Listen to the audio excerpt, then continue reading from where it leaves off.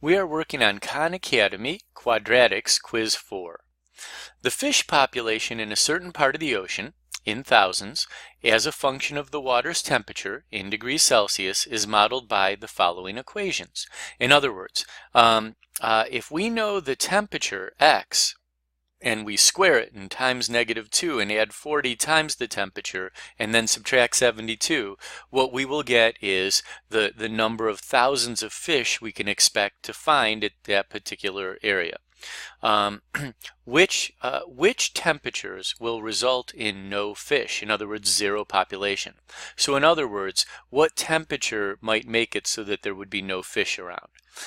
Now, again, x is the temperature in this case, and we're going to find a low temperature and a high temperature which will make this true. Let's see here. They say which temperature will result in no fish? Well, I want to point out that P of x is the number of fish, or the population. P is the population of fish. Well, if there's going to be zero population, then what we do is we set P of x to 0. If you haven't noticed the trend already, a lot of times when we go to solve quadratics, we set y to 0, and P of x is y. Okay, anyways, let's go ahead and get on with this. So I'm going to go ahead and start it off here. We'll say 0 equals -2x squared plus 40x minus 72.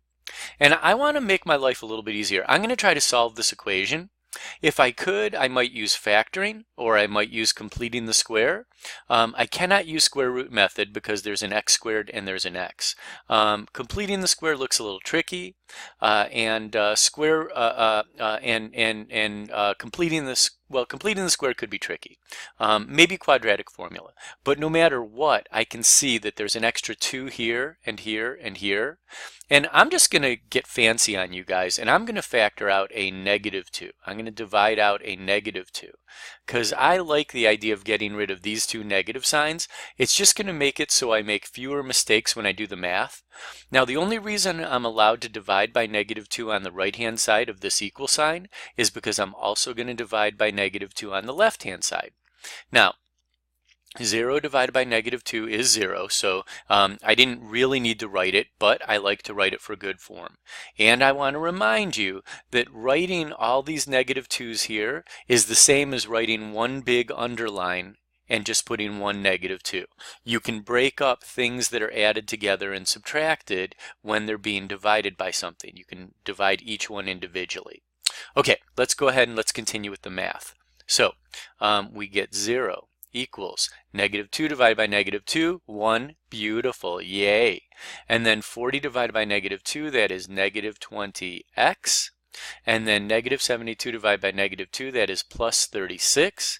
Now, if we're lucky, we might be able to solve this guy by factoring instead of using quadratic formula. And I'd like to do it by factoring, so I'm going to pause the video for a sec and see if I can do it that way. And if I can, I'll let you know. If I can't, we'll use quadratic formula, or maybe completing the square.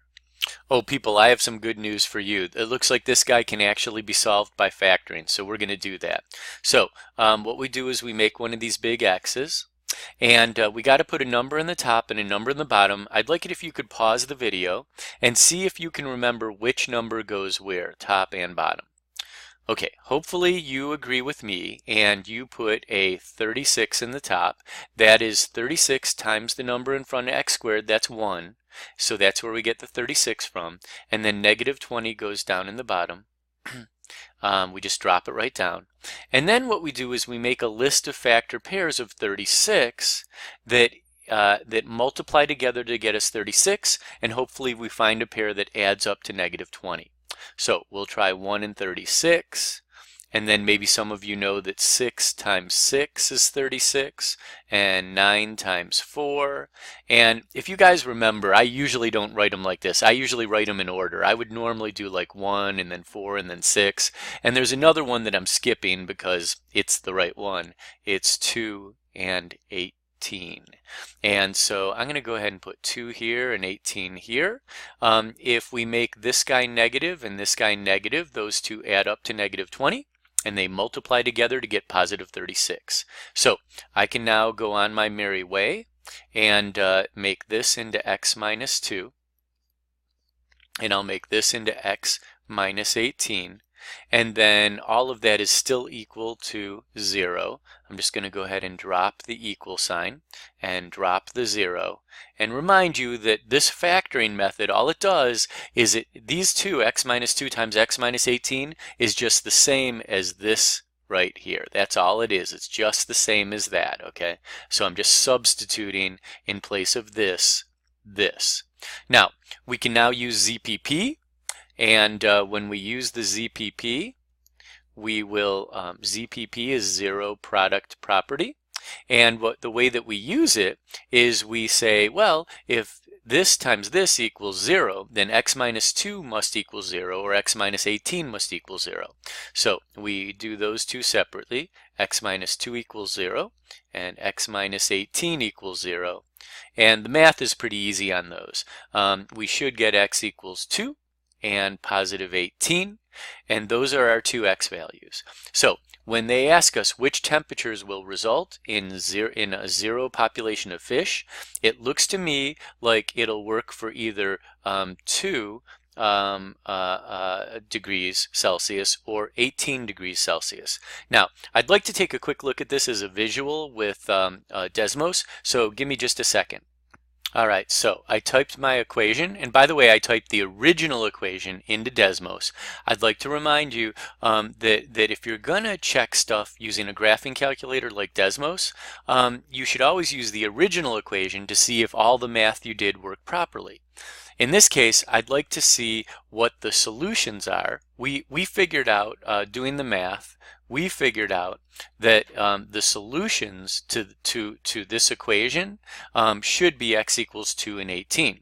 But we also said in the past that solutions have other names. These guys are also known as x-intercepts or roots or zeros. So let's take a look at Desmos. And when I put this guy in and I look at the parabola or the graph, I can see that there's one x-intercept. But I'm going to zoom out so that I can see if there's other ones. Aha, there is another x-intercept.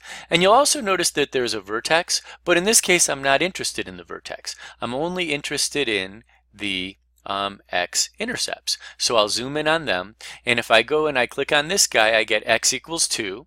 And over here I get x equals 18. So sure enough, the graph and the parabola matches up perfectly with the calculations that we did. So now I'm pretty confident I can put 2 degrees Celsius here and 18 degrees Celsius there. I'm also kind of curious if we can make sense of this. Does it make sense that as the temperature is going up, we have 0 fish. So when the temperature is very low, we have 0 fish. As the temperature goes up, we're getting more and more and more fish. But when the temperature gets too high, let's go ahead and zoom out. When the temperature gets crazy high, like 128 degrees Celsius, let's see here. Then all of a sudden, let's see, let me think. Oh, sorry, I'm reading this wrong. As the temperature is getting higher and higher and higher, we're going from here to here. So let me do this. As the temperature is getting higher, 2 degrees, 3 degrees, 4 degrees, 5 degrees, after we get to a certain temperature, as the Celsius temperature gets warmer and warmer and warmer, fewer fish are comfortable with that, okay? And that's why a quadratic actually is a good model for the number of fish compared to water temperature. All right, hope you enjoyed that one.